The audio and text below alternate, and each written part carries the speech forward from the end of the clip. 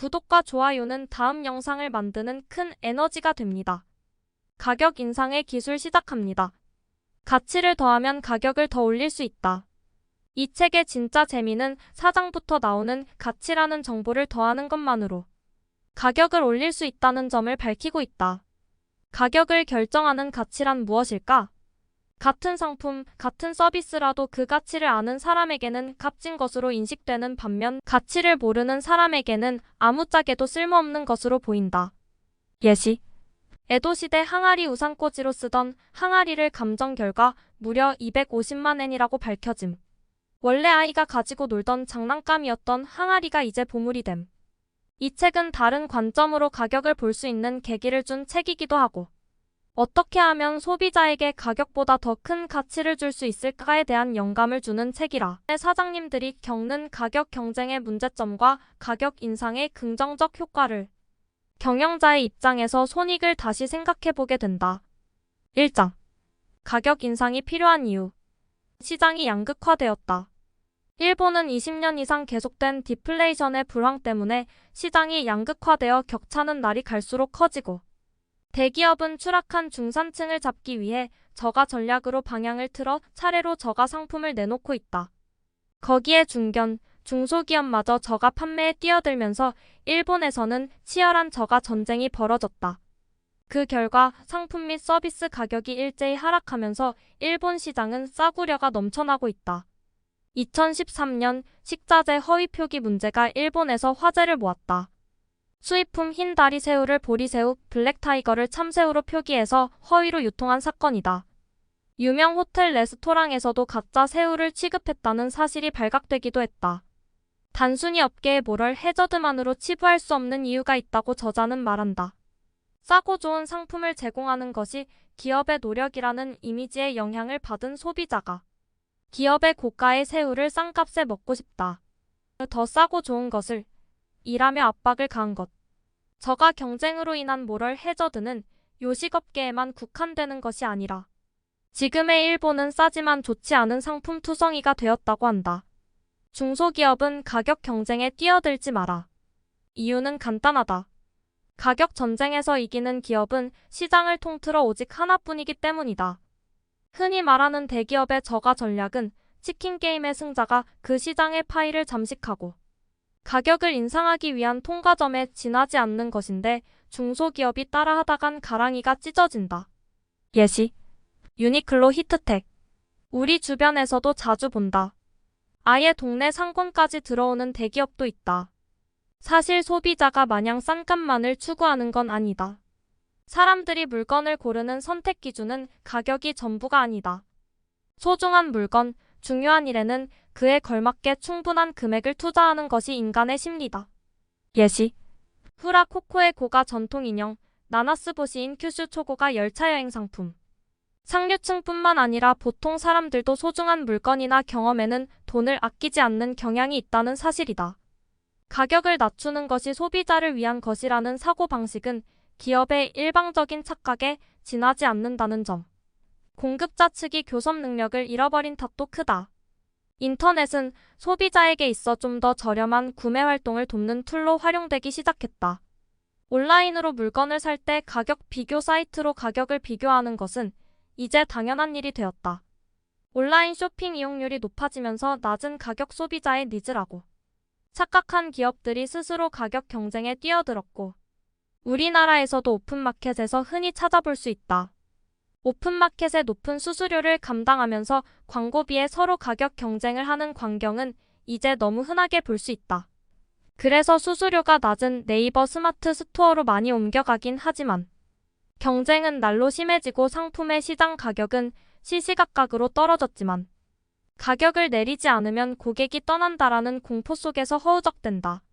가격을 내리기 위해 값싼 소재를 쓰거나 부품을 줄이기도 하며 정규직 직원을 줄이고 계약직 파견 사원, 알바를 늘리는 등 기업들은 제품이나 서비스의 질을 포기하고 개발 비용이나 설비 투자를 대폭 절감하게 되었다. 하지만 설비 투자를 하지 않는다는 것은 미래를 위한 투자를 포기한다는 뜻이다. 판매 가격은 100엔, 이익은 30엔, 상품 원가 70엔. 판매가를 80엔으로 내리면 어떻게 될까? 원가 변동이 없을 경우 이익은 10엔, 즉 3분의 1로 단숨에 줄어든다. 이익이 13로 줄었다면 회사 입장에서는 기존 판매량의 3배를 팔아야만 예전과 같은 수준의 이익을 확보할 수 있다. 고객의 숫자를 3배로 늘려야 한다는 뜻. 필요한 고객의 숫자가 늘어났으니 고객 대응 전담 CS 직원의 수도 늘려야 한다. 영업 판매사원 역시 늘려야 한다. 또한 고객의 숫자가 늘어난 만큼 문의사항이나 불만사항이 그만큼 많아질 것이다. 필연적으로 관련 인원이 증가한다. 거기에 손님을 더 모으기 위한 홍보비용, 판매량이 늘어나니 재고도 그만큼 더 필요해진다. 제조업의 경우에는 생산 증대를 위한 설비 투자도 해야 한다. 이처럼 가격을 내리게 되면 단순히 상품당 이익이 줄어들 뿐만 아니라 각 부분에서 부담해야 할 비용이 늘어나며 급기야는 회사 전체의 이익을 압박하는 형국이 된다.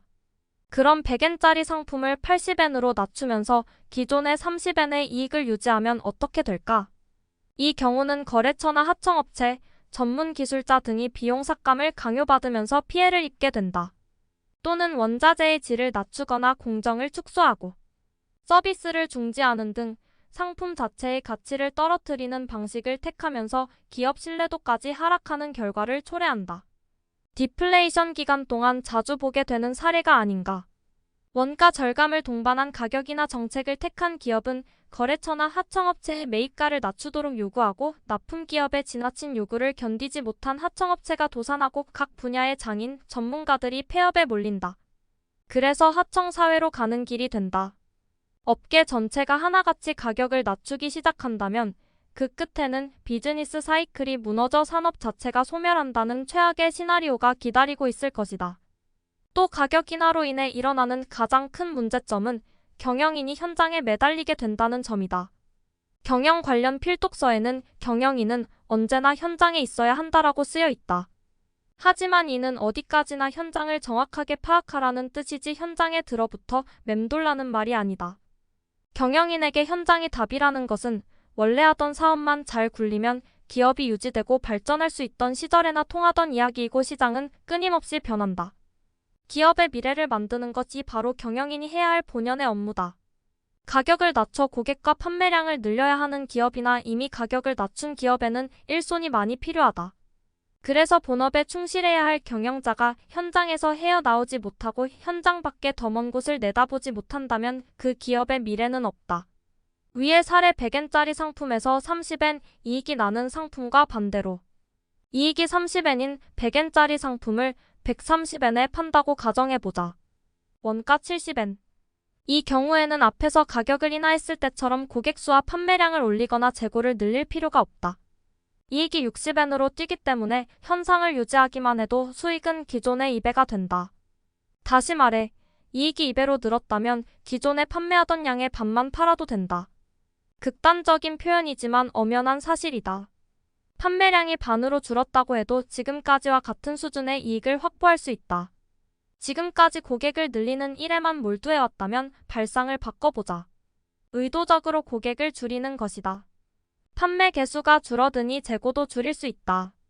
노동력에도 여유가 생기니 더 좋은 상품과 서비스 개발 분야에 인재를 투입할 수 있고 경영인은 현장을 벗어나 본연의 업무에 전념할 수 있게 된다. 또한 하청기업이나 전문 인력의 얼굴에 웃음꽃이 피고 산업 전체가 활발해지면서 고객까지 행복해지는 선순환 구조가 완성된다. 2장. 처음에는 가격만 올린다. 가격 인상이야말로 올바른 경영법이다. 가치에 걸맞은 금액으로 판매하라. 가격에는 상품 및 서비스 품질을 유지 향상시키고 미래의 고객이 바라는 가치를 계속해서 지킬 수 있을 만큼의 이익이 반드시 들어가야 한다. 싸서 구매하는 고객은 가격만을 따져 상품을 선택하므로 기업을 오래도록 지탱하고 아껴줄 고객이 아니다. 반면 비싼 가격에도 불구하고 선뜻 구매하는 고객은 기업이 제공하는 가치를 보고 상품을 선택한다고 볼 수 있다. 3장. 가격을 올리면 고객이 바뀐다. 비싸게 팔기 위한 최소한의 지식, 소비와 가격. 구매 동기로 보는 소비 4가지 구분. 싸니까 사는 소비 경쟁업체 비교. 비싸니까 믿고 안심하는 소비. 사물이 아닌 행위를 사는 소비. 나다운 것을 사는 소비. 4장. 가치를 더하면 가격을 더 올릴 수 있다. 정보 전달자가 될 필요성. 5장. 더 비싸게 팔았는데도 고객이 늘어난 이유. 가격 인상에도 방법이 있고 가치를 전달하는 순서가 있다. 6장. 가격 인상 프레젠테이션 어떻게 성공시킬 수 있을까? 끝맺을 때 질문하자. 7장. 가격 인상의 최대 목적은 시간을 만드는 것. 여기까지 가격의 기술 소개였습니다. 구독과 좋아요는 다음 영상을 만드는 큰 에너지가 됩니다.